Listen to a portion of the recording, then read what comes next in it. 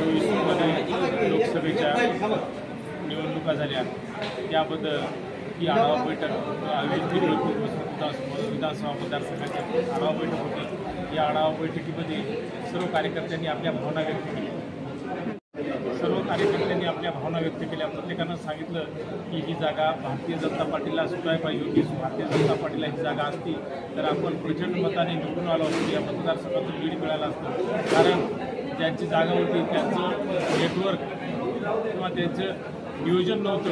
इथं भारतीय जनता पार्टीचं बूथ लेवलपासून नियोजन आहे। गेल्या 3 वर्षापासून लोकसभेचा प्रवास हा भारतीय जनता पार्टी करत आहे आणि वेळेला तिकीट हे शिवसेनेला गेल्यामुळं इथं वसमत विधानसभा मतदारसंघातून पिछेहाट झालेली आहे। या बैठकीत विधानसभेमध्ये भारतीय जनता पार्टीला कशी जागा सुटेल आणि इथं कमळाला जागा सुटल्याच्या नंतर कमळाचा इथं आमदार कसा होईल, भारतीय जनता पार्टीचा कसा आमदार होईल, अशा सर्व कार्यकर्त्यांनी व नेत्यांनी भावना व्यक्त केल्या।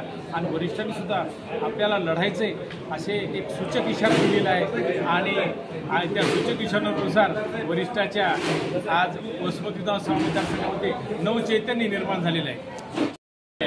महायुती राहील का नाही राहील हा वरिष्ठ लेवलचा विषय आहे, परंतु ताकदीने अशी विधानसभा भारतीय जनता पार्टी इथं लढवणार आहे एवढं आम्हाला कळलेलं आहे आणि वरिष्ठांनी तसं सुद्धा आम्हाला सूचना दिलेली आहे।